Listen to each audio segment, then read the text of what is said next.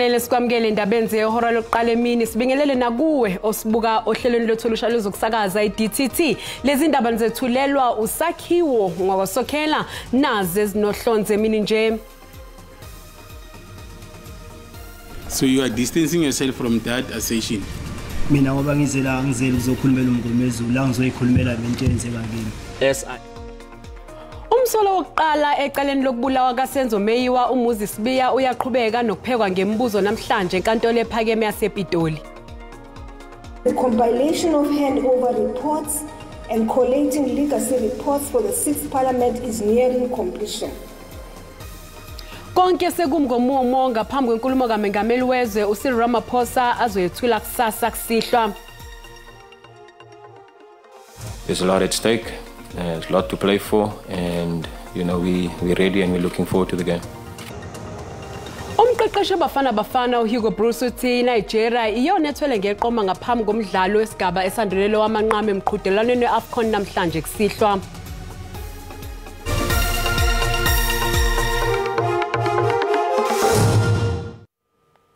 Umsolo wokuqala ecaleni lokubulawa kaSenzo Meyiwa umuzi Sibiya uthi akuwona umsebenzi wakhe ukuphendulela ummeli wakhe kuleli cala advocate uThulani Mngomezulu. uSibiya ubephendula umshushisi uadvocate uRoni Sibanda malungana nokushayisana kobufakazi bakhe uSibiya nalobo badalulwa uadvocate uMngomezulu kuleli cala enkantolo ephakeme ePitoli. Umuzi Sibiya umsolo oqala ubhekene nezinsolo zokubulawa kaSenzo Meyiwa ubelokhu ezihlangula amalungana nendlela ummeli wakhe uadvocate uThulani Mngomezulu abe epheka ngakhona ngembuzo ofakazi bombuso kuleli cala. Okokuqala udalule ukuthi alikho ihostela ahanjiswa kulo amaphoyisa. My question to you is, were you taken to the hostel? Angaze ngiye hostel. So you are distancing yourself from that assertion. Mina ngoba ngizela ukuzokhulumela umngomezulu la ngizoyikhulumela lento eyenzeka kimi. Uthi ngesikhathi kuthiwa kayokhomba ezinye zezindawo okuthiwa ke ziqukethe ubufakazi obumqoka kuleli cala kwabe kukhona noSayitsheni Mukhane.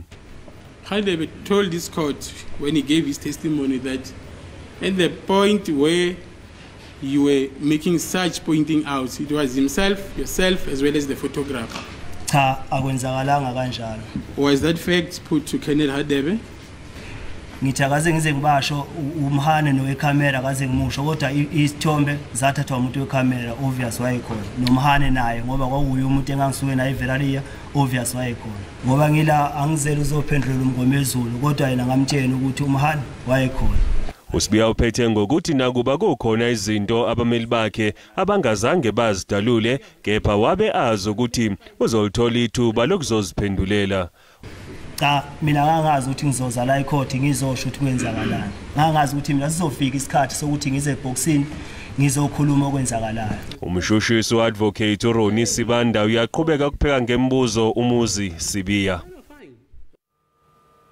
Uyaqhubeka umdonsiswano wasenkantolo suthathe ecishe eminyaka engama-20 phakathi kweVodacom kanye nalowo abeyisebenzisayo uNkosana Makati ongumsunguli we-Please Call Me. iVodacom ithi izonikela enkantolo yomthethosisekelo ngemva kokuthi inkantolo yokwedluliswa kwamacala izolikhiphe isinqumo sokuthi le nkampani kumele ikhokhele uMakati imali ephakathi ka5% kuya ku7.5% wemali eyenziwe uPlease Call Me.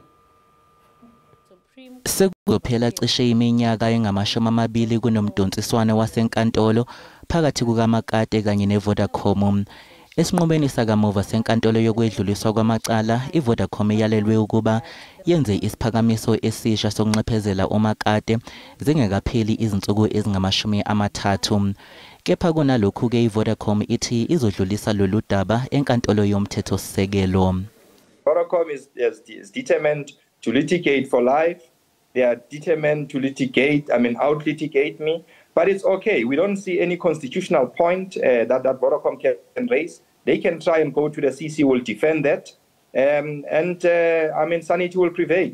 uMakate uthi nakuba lo mdonsiswano umqansa futhi umba eqolo, kepha kukhona okuhle okuzuzwe kuwo. So we've set legal precedents. We redefined or narrowed the prescription definition, which allowed many battlers to also go to court. We got rid of ostensible authority along the way. And even this judgment, sets legal precedence in terms of how the Becker test is going to be applied going forward. Maphambilini lesikhondla senkampani kamakhalekhukhwini saphakamisa ukukhokhela umakade izigidi ezingama-47 zamarandi, kepha-ke wayinqaba umakade le mali. Okwamanje akwaziwa kahle ukuthi yimalini ekweletwa umakade yiVodacom, kepha-ke inkantolo yokwedluliswa kwamacala ikhiphe isinqumo sokuthi akhokhelwe inzuzo ephakathi kuka-5% kuya ku-7.5 wama%. Konke kumngomumo kanti nePhalamende lithi selikulungela ukusingatha inkulumo kaMengameli azobe ethulela isizwe kusasa. Lokhu kuza nje emva kokuthi inkantolo ephakeme Western Cape isichithile isicelo se-EFF sokuvimba iPhalamende ekutheni lisebenzise imithetho yale misha. Lena inkulumo yokuqala kaMengameli akayethulela isizwe kulonyaka kanti akusiyona yokugcina isigungu sikazwelonke esisohlakazwa ngaphambi kokhetho likazwelonke nasemva kokuqoka kahulumeni omusha, kanti nenkulumo kaMengameli yesibili ayethulela isizwe ilindelekile. The compilation of handover reports and collating legacy reports for the 6th Parliament is nearing completion. These efforts are crucial in ensuring a smooth transition and passing the baton to the incoming Parliament. IPhalamende lisanda kwamukela imithetho emisha yamalungu kanti liqala ukusebenza kuyo lemithetho ngo-2015. Ngaphansi kwale mithetho amalungu ngeke avunyelwe ukuthi aphazamise uMengameli ngesikhathi ethula inkulumo yakhe. I-EFF yaliphikisa lolu daba enkantolo kodwa isicelo sayo sachithwa nezindleko. Those who took us to court were reminded that it is our responsibility as Parliament to govern ourselves. The rules constitute what we do to govern ourselves.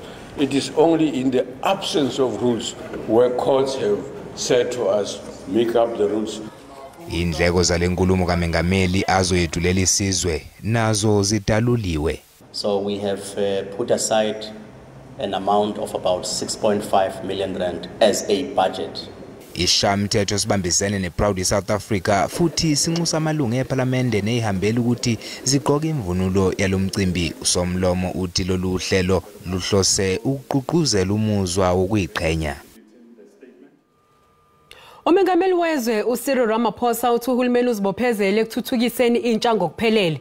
Umengameli uhambele ingxoxo yentsha eyandulela inkulumo ebhekiswe esizweni eBelhai Kapa.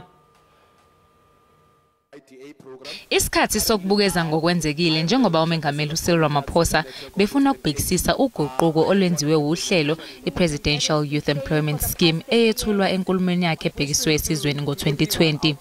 I-NYDA ithi lolu hlelo lihlinzeke imisebenzi engaphezulu kwesigidi kule minyaka edlule. Omunye ohlomulile ngalolu hlelo Ashton Solomons oneminyaka engama-28 wase-Cape Flats. Uthemba kwesikhathi eside ehluleka ukuthola umsebenzi wangenela uhlelo lokufundisa nosekuyilo olumphilisayo manje. It has changed my life tremendously. Starting out as a volunteer, currently being a mentor and implementing the same program that I used to volunteer for.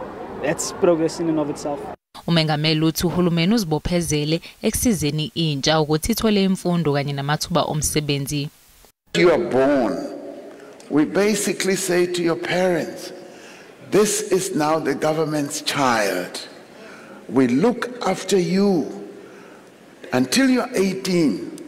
Beyond 18, we say we will take you to higher education as well. Njengoba ihlandla lalohulumeni okhona njengamanje liphela, uRamaphosa uthi kumele kube khona isu lokuqhubeka nalolu hlelo wesikhathi eside. Let us have a plan that goes beyond 2030. Let us get a plan that takes us to 2054. Ngakolunye uhlangothi uMengameli ushaye umdanso weculo lesihlabani sakuleli uTyler esanda kuhlabana nendondo yeGrammy. Umholi we-DA uJohn Steenhuisen uthi ukhetho oluzayo lubaluleke kakhulu ekusaseni kwelakuleli. uSteenhuisen uchaze ngenhlelo zensuku eziyikhulu zeqembu uma leli qembu linqoba ukhetho. Uthi phakathi kwezinye izinto abazogxila kuzona ukuqeda ngokuqasha ngobungani. Umholi we-DA uJohn Steenhuisen uchaze izinhlelo uma iqembu linganqoba ukhetho lwangalonyaka. Uthi iqembu lizokwethula izinsuku eziyikhulu zokuqala lisehhovisi. The DA will introduce legislation, not words, not promises, not dreams, legislation aimed at rescuing our country from the 5 key sources of state collapse. These reforms will be focused like a laser beam on the 5 following priority areas. 1, fixing the institution of Parliament itself in order to turn it into an engine room of reconstruction and reform. 2, ending load shedding by embracing privatisation. Umholi we-DA uthi iqembu lizothuthukisa amanye amaqembu aphikisayo ngokuqoka amalungu awo njengosihlalo bamanye amakomiti eParliamente. uSteenhuisen ugxeke umengameli uCyril Ramaphosa ngokushaya indiva udaba lwenkohlakalo. The president is allowed to simply turn a blind eye to grand corruption happening in the office across the hall from him in the union buildings. Uphinde wagcizelela ukuthi ukubusa ngokubambisana namanye amaqembu kuyikusasa nekuyona ndlela yokukhipha iANC kanye neEFF. The DA, the IFP, the Freedom Front Plus, Action SA, the SANCO, the UIM and others have been working together for nearly a full year before the election serves to illustrate a crucial point. It shows that in this election we are serious. Njengoba libhenga abomvu ukhetho lwangalonyaka wonke ke amehla bheke kumengameli uRamaphosa kuba amemezele usuku lokhetho. iDA izokwethula izithembiso zokhetho mhla ziyi-17 kwephezulu ePitoli. Mbukelisi sathi qhu eyitolo uma sibuya sokuphathela udaba oluthi just before I went to state capture telling him that his name is going to be, I'm going to mention his name. I'll find it somewhere. Kuyaqhubeka egoli namhlanje ukulalelwa kwesigcawu se-Judicial Conduct Tribunal ebhekene nokucubungula udaba lwejaji elisamisiwe esikhundleni uNana Makhubele.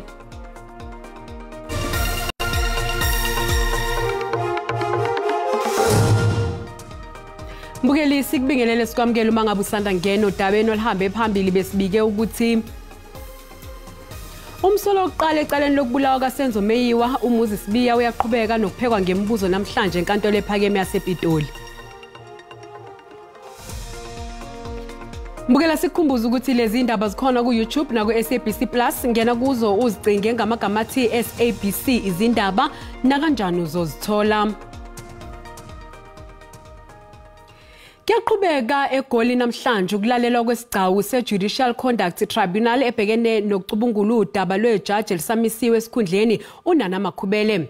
Ngesonto ledlule ijaji Makhubele udalula ukuthi wayengazimisele ngokufaka isicelo somsebenzi enkampanini engamabhizinisi ombuso iPrasa kunalokho umakhelwane wakhe owedlulisela iCV yakhe ngaphambi kokuthi aqokwe njengosihlalo wePrasa. The department. Ijaji uNana Makhubele uqhubekile nezethulo zobufakazi bakhe njengoba elandisa isithangami ngokwenzeka nokuthi iCV yakhe yagcina ifinyelele kanjani kwaPrasa ngokuxhumana kwakhe nomakhelwane okunguyena athi wayelokhu emshushile ngokuthi amnikeze umqulu wakhe weCV. I already gave a date when asked by Judge Mushidi that the date is September 21, 2017 and he gives me his email address, then I respond and tell him that I will send the CV, and I sent on that day, he responds that he got it and he forwarded it. Uphinde wachazela lesi sigcawu ngokuthi lo makhelwane wakhe waqala ukushawa uvalo ngesikhathi semazisa ukuthi uzolidalula igama lakhe phambi kwesigcawu sekhomishana eyabe iholwa ijaji uRaymond Zondo ye-State Capture njengoba uMakhubele wayesebizelwe kuyo. Just before I went to state capture telling him that his name is going to be, I'm going to mention his name. So he was apprehensive and he said, but why don't I call the department to testify? And I said to him, I know that I gave you my CV and you said you took it to the department. So the investigators, whoever wants to investigate this matter further, has that information from me. Lesithangami esiqhubekayo kufanele sigcine siphume nesinqumo ngokuthi ijaji uNamakhubele kungenzeka yini ukuthi wephula umthetho ngokwengamela isikhundla njengohlalo webhodi lePrasa aphinde futhi abe yijaji lenkantolo ephakeme ePitoli ngesikhathi esisodwa. Ongqongqoshe zokuxhumana nobuchwepheshe uMondle Gungubele uthi ukhathazekile ngomdonsiswano phakathi kwe-SABC neSentech njengoba umsakazelo womphakathi usempeleni Sentech enkantolo yezokuncintisana ngenxa yentengo ephezulu. uGungubele uthi njengoba kubhekwa ukhethweni kazwelonke iSABC ayikwazi ukuzithola ibhekene nalenkinga.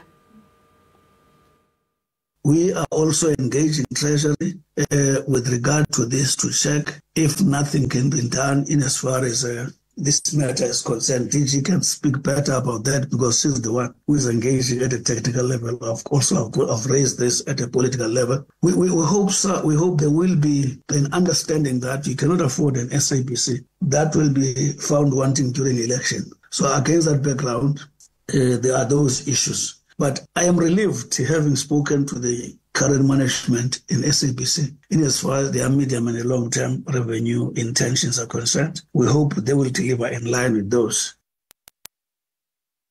Umnyango wezemfundo eMpumalanga unxuse abazali baseBuhlabela district eBushbuckridge ukuthi bagweme ukuphazamisa ukufunda kanye nokufundisa ngesikhathi sembhikisho njengoba ke lokhu kuba nomthelelo omkhulu emphumeleni yabafundi. Kube nezingxoxo zothishanhloko kanye neziphathimandla zemfundo ukubheka izindaba ezithinta ukufundisa kanye nokufunda esifundeni Buhlabela. Lesifunda sibike ukwehla kwemiphumela kaMatric wanyakenye ngamaphesenti 10. Kusenjalo ngaphambili nothisha banquma ukubhikisha ngenxa yezinga lobugebengu eliphezulu eMerit. There is much fear.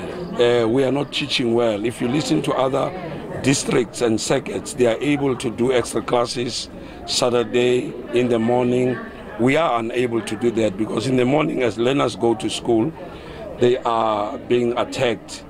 Umnyango wezemfundo uthi unezinhlelo zokuthuthukisa indlela yokufunda kanye nokufundisa kulesifunda. We've got an analysis of the results starting from grade R up until now to check where did we go wrong so as we can be able to intervene. Umnyango wezemfundo kuzwelonke uyavuma ukuthi ukwantuleka kwenqalasizinda ezikoleni kuseyinselele ezifundazweni eziningi kodwa uyathembisa ukuthi kuzobekwa phambili ukuze kufundwe ngendlela efanele. As national government, we are consolidating the priorities of infrastructure in our rural provinces to see where can we intervene.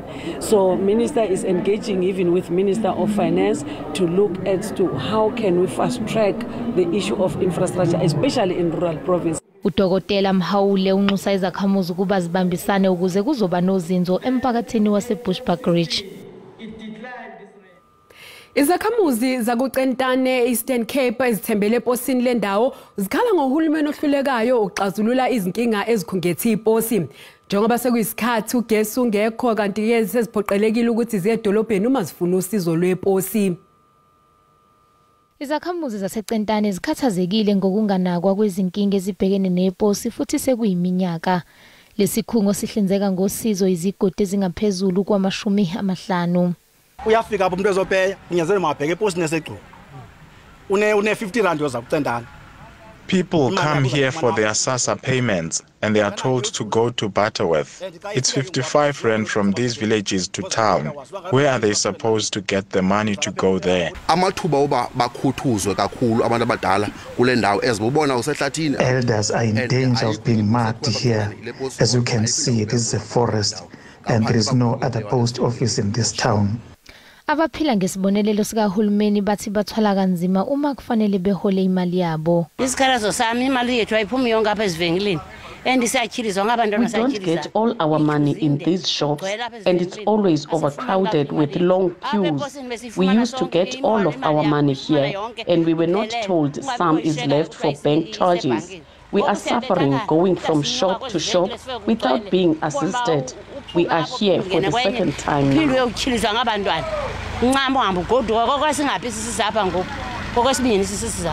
Izakhamuzi ziyalelwe ukuba zisebenzise iposi laseButterworth yize izakhamuzi zikhala ngokuthi liqhelile. Unyakeni wemali ka-2020 noka-2021 kwavalwa amaposi angaphezulu kwama300 kuzwelonke. Umgcini mafa kuzwelonke uthi ziyaqhubeka izinhlelo zokuqinisekisa ukuthi uqala ukusebenza ngomandulo umthetho ozovumela izisebenzi kuleli ukuba zikwazi ukukhipha ingxenye yemali esesikhwameni somhlala phansi. Isivivinyo uhlose ukuchibiyela umthetho wekhwama zempesheni okuwumthetho olawula ikhwama zomhlala phansi. Amalungu ekomiti elibhekela ukusebenza kwemali abenemibuzo eminingi kumgcini mafa kazwelonke. Umbuzo obuqavile othi ngabe uhlelo oluhlongozwayo lwe-two-pot retirement luzosebenza kuzo zonke yini ikhwama? The two-pot system will apply to all funds, including public sector funds. All funds that will apply the two-pot system will need to change their rules, all funds, including the GPF and other public sector funds. Ilungu leParliament uMzwane Lemanyi ubuza ukuthi ngabe isiphakamiso se-two-pot retirement siyahambisana nezimfuno zezisebenzi. We have tried as much as possible to align with the comments that we have received. Firstly, with the seed capital being increased, also being cognizant of the fact that funds need to be used for emergency cases. We don't stipulate that, but we encourage members not to withdraw willy-nilly. Kusenjalo umgcini mafa kuzwelonke uthi usuchitshelwe umthetho wentela ukuze kwethulwe uhlelo lwe-two-pot retirement. Wengeza ngokuthi usudlulile ohlelweni lweParliament sekulindwe inkulumo mpikiswano esishaya umthetho sikazwelonke.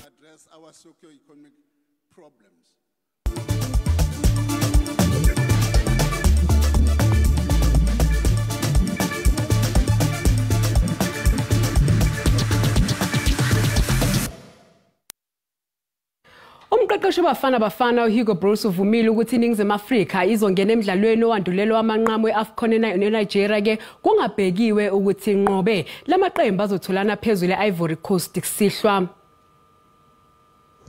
INigeria izongena kulomdlalo kuyiyona okulindele ukuthi inqobe. Kodwa akumele ithathe kancane ibafana ngisho noma isinqobe umdlalo wodwa uma ebhekene nayo.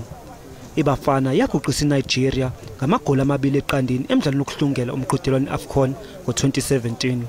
It's also more than 20 years ago that South Africa played the semi-final, even more that we played the final. So that means that we got a lot of motivation. The semi-final we have it already, but that we want to play also next Sunday the final. Umgadli weNigeria nongumdlali wonyaka ezwenikazi iAfrika uVictor Osimhen angahlanga bibikho emidlalweni wakusihlwa. Lo mdlali unenkinga yesisu emuva kokukhishwa ngemzuzu yokugcina emidlalweni waleli qembu neAngola.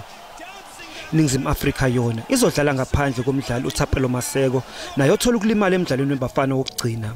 Obviously there's big rivalry between the two countries, and they are obviously the team that knocked us out the last time we were at AFCON, in 2019, so there's a lot at stake.